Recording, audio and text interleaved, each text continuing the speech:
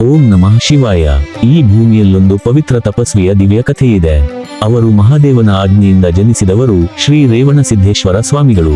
ಪಾರ್ವತಿ ದೇವಿ, ಸ್ವಾಮಿಗಳೇ, ಧರ್ಮ ಕುಸಿಯುತ್ತಿದೆ, ಭಕ್ತರ ದಾರಿ ತಪ್ಪುತ್ತಿದೆ. ಲೋಕ ಕಲ್ಯಾಣಕ್ಕಾಗಿ ಶಿವನು ತನ್ನ ಕೃಪೆಯಿಂದ ಒಂದು ದಿವ್ಯ ಶಕ್ತಿಯನ್ನು ಭೂಮಿಗೆ ಕಳಿಸುತ್ತಾನೆ. ದಿವ್ಯ ಬೆಳಕಿನಿಂದ ಭೂಮಿಗೆ ಇಳಿದ ಸ್ವಾಮಿ ತ್ರಿಶೂಲ ಮತ್ತು ಕಮಂಡಲುವನ್ನು ಹಿಡಿದು ಧ್ಯಾನದಲ್ಲಿ ತಲೆಬಾಗಿದವರು. ಅವರು ಬಾಲ್ಯದಲ್ಲಿಯೇ ಅರಳಿ ಮರದ ಕೆಳಗೆ ಧ್ಯಾನದಲ್ಲಿ ನಿಂತರು. ಅವರ ಸುತ್ತ ನಿಸರ್ಗವು ಶಾಂತವಾಗಿತ್ತು, ಮೃಗಗಳು ಕೂಡ ಮೌನವಾಗಿದ್ದವು. ಅವರು ದೇಶದೆಲ್ಲೆಡೆ ಸಂಚರಿಸಿ 3 ಕೋಟಿ ಶಿವಲಿಂಗಗಳನ್ನು ಪ್ರತಿಷ್ಠಾಪಿಸಿದರು. ಕವಸಾಕ್ಷಿಯಲ್ಲಿ ತಪಸ್ಸು ಮಾಡಿ ದೇವತೆಗಳ ಅನುಗ್ರಹವನ್ನು ಗಳಿಸಿದರು. ಲಂಕೆಗೆ ಹೋದ ಅವರು ವಿಭೀಷಣನಿಗೆ ಆಶೀರ್ವಾದ ನೀಡಿದರು. ಅಂತಿಮವಾಗಿ ಅವರು ತುಮಕೂರು ಸಮೀಪದ ಬೆಟ್ಟವನ್ನು ಆರಿಸಿಕೊಂಡರು. ಇಂದಿನ SRS ಬೆಟ್ಟ. ಅಲ್ಲಿ ಅವರು ಮಹಾತಪಸ್ಸಿನಲ್ಲಿ ಲೀನರಾದರು. ಭಕ್ತರು ನೋಡಿ ಕಣ್ಣೀರು ಹಾಕಿದರು. ಸ್ವಾಮಿ ದೇಹವಿಲ್ಲದೆ ಲಿಂಗ ರೂಪದಲ್ಲಿ ಲೀನರಾದರು.